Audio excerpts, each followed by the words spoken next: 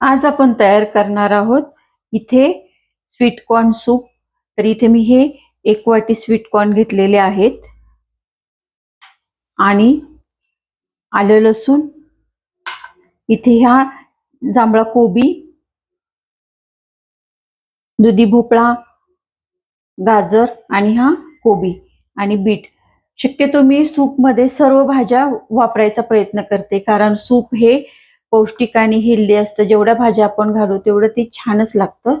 आणि इथे मी थोडा उकडून घेतलेला स्वीट कॉर्न ठेवलेला आहे, तो मी नंतर घालणार आहे।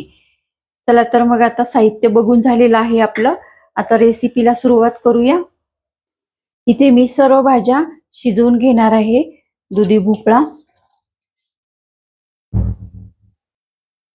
कोबी,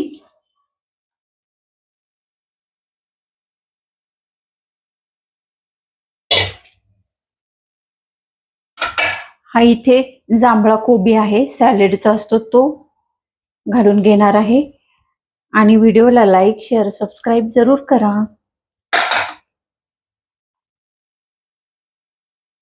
त्यानंतर गाजर, बीट,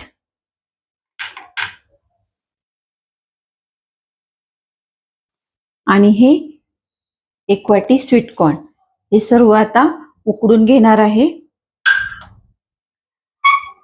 3 शिट्ट्या करून मी शिजवून घेणार आहे। हे अर्धा ग्लास मी पाणी घातलंय।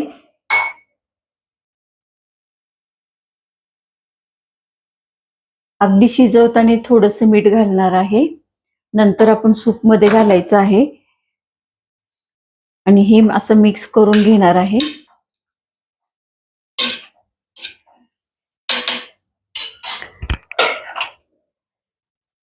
आता झाकण लावून 3 शिट्ट्या करून घेणार आहे।